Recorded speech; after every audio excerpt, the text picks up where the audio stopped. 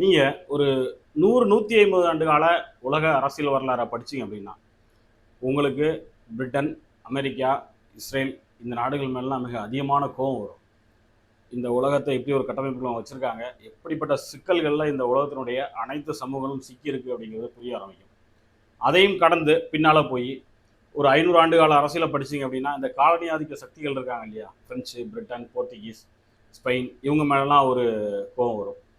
அதற்கு பின்பாகவும் போய் கிட்டத்தட்ட ஒரு 2000 1500 ஆண்டு கால வரலாறுலாம் படிச்சீங்க அப்படின்னா நம்ம மேலேயே நமக்கு ஒரு கோபம் வரும். நம்ம மூதாதையர்கள் மேலே, நம்மளை சுற்றி இருக்கக்கூடிய அக்கம் பக்கத்து பேரரசர்கள் மேலே, இவங்க மேலாம் ஒரு கோபம் வரும். இப்போ அந்த வரலாறுகள்லாம் நமக்கு தெளிவில்லாமல் இருக்குது. 500 ஆண்டு கால வரலாறே நிறைய குழப்பங்கள்ல இருக்குது. ஆனால் இந்த 100 ஆண்டு கால வரலாறு அப்படிங்கிறது நம்மளால் படிக்கக்கூடிய ஒரு நிலையில தான் இருக்குது. அதனால் அந்த வரலாறு நம்ம ரொம்ப நுண்ணிப்பாக படிக்க வேண்டிய ஒரு இடத்துல இருக்கிறோம். புவிசார் அரசியல் பற்றின தெளிவு இல்லாமல் நம்ம எந்த அரசியலை பேசினாலுமே அது ஒரு தெளிவான ஒரு முடிவில் போய் நிற்காது. இன்றைக்கி நம்ம ஒரு குளோபலைஸ்டு வேர்ல்டுக்குள்ளே உட்காந்துட்டு இருக்கோம். இந்த உலகம் முழுக்கவே ஒரு வட்டத்துக்குள்ளே கொண்டு வரப்பட்டாச்சு.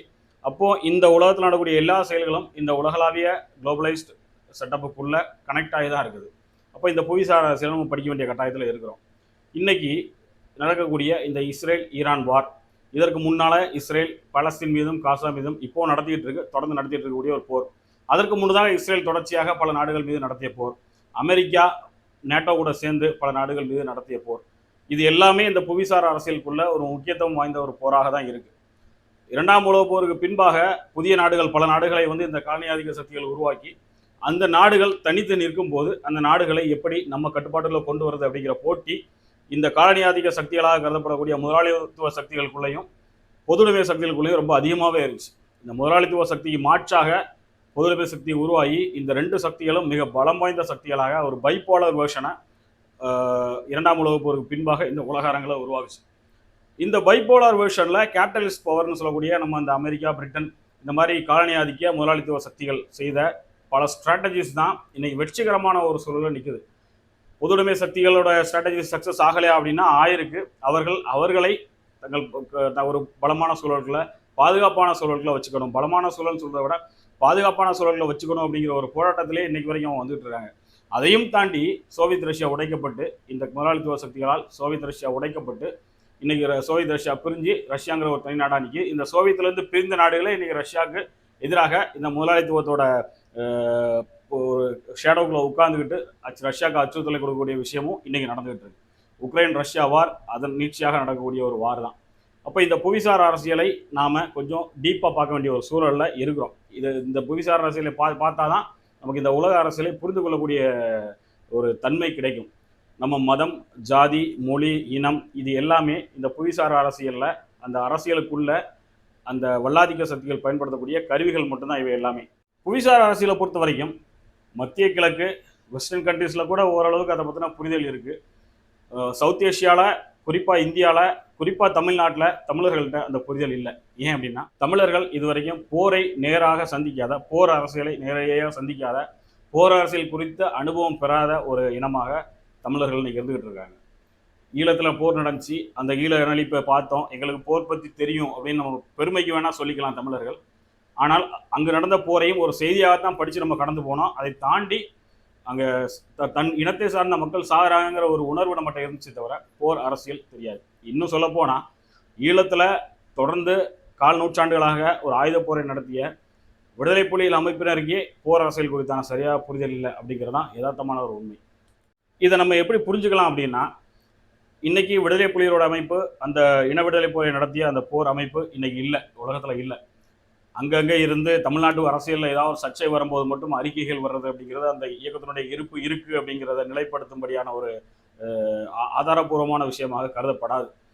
அது ஒரு அரசியல், இப்போ நடக்கக்கூடிய இந்த ஓட்டு அரசியலோட ஒரு நீட்சியாக ஒரு பகுதியாக தான் அது பார்க்கப்படுமே தவிர விடுதலை புலிகள் அமைப்பு இப்போ பலத்தோடு இருக்கிறாங்க, மீண்டும் அவர்கள் ஒரு இயக்கத்தை கட்டியமைத்து மீண்டும் இன விடுதலை போரை நடத்துவார்கள் அப்படிங்கிறதெல்லாம் 99.99% சாத்தியமற்ற ஒரு விஷயமாக தான் இப்போ இருக்குது. இப்போ விடுதலை புலிகள்கிட்ட புவிசார் அரசியல் சிந்தனை இல்லை. அப்போது அது ஸ்ரீலங்கன் அரசு கவர்மெண்ட்டை இருந்துச்சா, சிங்கள அரசிட்ட இருந்துச்சா, அதனால தான் அவர்கள் வெற்றி பெற்றார்களா அப்படின்னா அதையும் நம்ம இருக்குன்னுலாம் பார்க்க முடியாது. இன்றைக்கி தமிழர்கள் ஒரு பொதுவான குற்றச்சாட்டை வைக்கிறாங்க. உலக நாடுகள் எல்லாம் சேர்ந்து விடுதலை புலிகளை அழித்தது, ஒரு பலம் வாய்ந்த ஒரு அமைப்பு, அது ஒரு இயக்கம் அது. அதை அழித்தது விடுதலை புலிகள் இயக்கத்தை இந்த உலக வல்லாதிகள் எல்லாம் சேர்ந்து. அதில் எல்லா நாடுகளையுமே இவங்க குறை சொல்லிடுறாங்க. இந்த தமிழில் ஆதரவாளர்கள், தமிழ் தேசிய ஆதரவாளர்கள் எல்லா நாடுகளுமே குறை சொல்லிட்டு போயிடுறாங்க.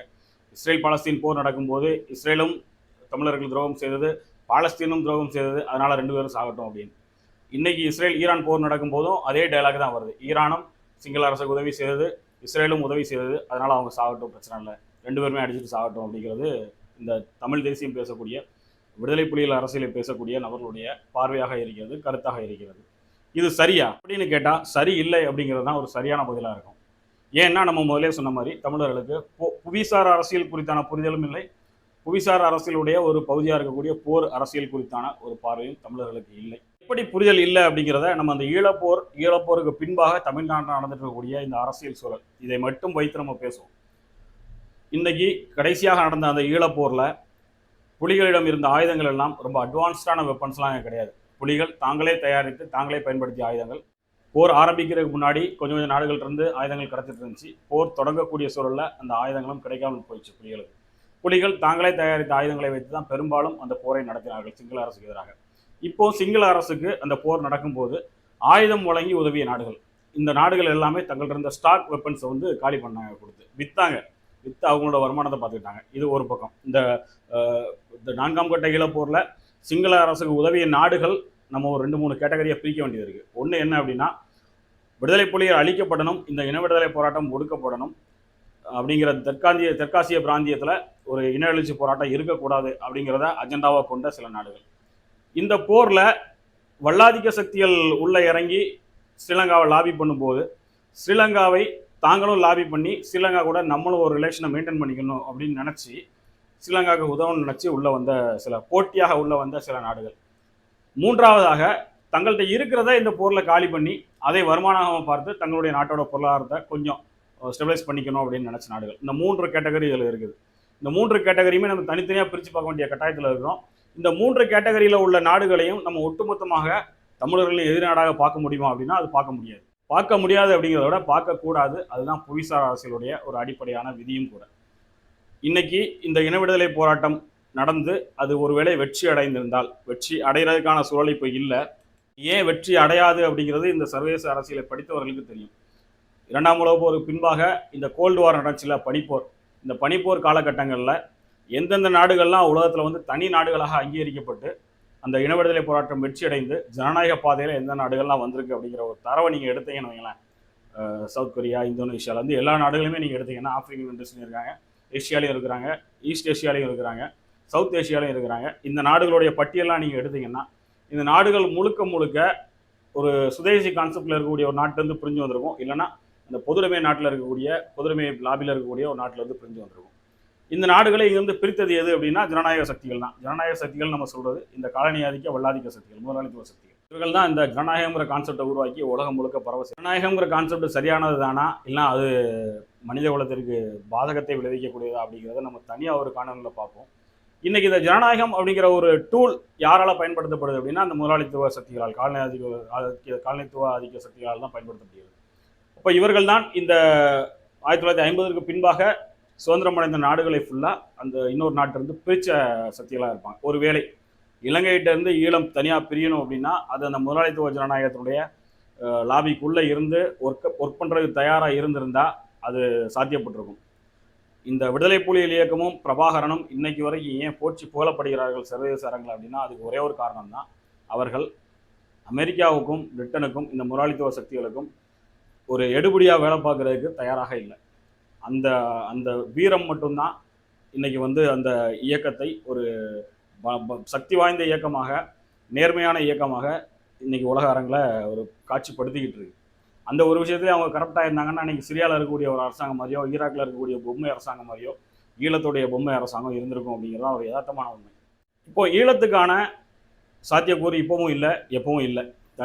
தனி ஈழமாக ஸ்ரீலங்காவில் அமையணும் அப்படின்னா அதுக்கு தான் இப்போ அந்த ஈழத்தில் இருந்த சில உயர் ஜாதியினர் என்ன பண்ணுறாங்க அப்படின்னா 1000 ஆண்டுகளாக யூதர்கள் என்ன ஸ்ட்ராட்டஜியை உலகம் முழுக்க ஃபாலோ பண்ணாங்களோ இந்த ஸ்ட்ராட்டஜியை இப்போ இவங்க ஃபாலோ பண்ண முயற்சி பண்ணுறாங்க. நாடு கடந்த தமிழீழ அரசுங்கிற பேரில் ஒரு அமைப்பை உருவாக்கி இவங்களுக்குள்ள ஒரு நெட்வொர்க்கை ஃபார்ம் பண்ணி உலகம் முழுக்க இருக்கக்கூடிய அந்த உயர் ஜாதி ஈழத்தமிழர்களை வைத்து ஒரு கட்டமைப்பை உருவாக்குறாங்க. இந்த கட்டமைப்பை வைத்து அவர்கள் ஒரு நீண்ட கால அஜெண்டாவாக சில விஷயங்களை திட்டமிடுறாங்க. அதன் மூலமாக ஈழத்தை அமைச்சுக்கலாம். ஒருவேளை அப்படி ஈழம் அமைந்தால் ஒரு 200 ஆண்டுகளோ 100 ஆண்டுகளோ 500 ஆண்டுகளோ 1000 ஆண்டுகளோ கழித்து கடந்து ஒரு தமிழீழம் அமைந்தால், இன்னைக்கு இஸ்ரேல் என்ன விஷயத்த பண்ணிக்கிட்டு இருக்கோ, என்ன மாதிரியான எதிர்வினைகளை பெற்றுக்கிட்டு இருக்கோ, இதே விஷயத்தை தான் இந்த ஈழமும் எதிர்காலத்தில் பெறும்.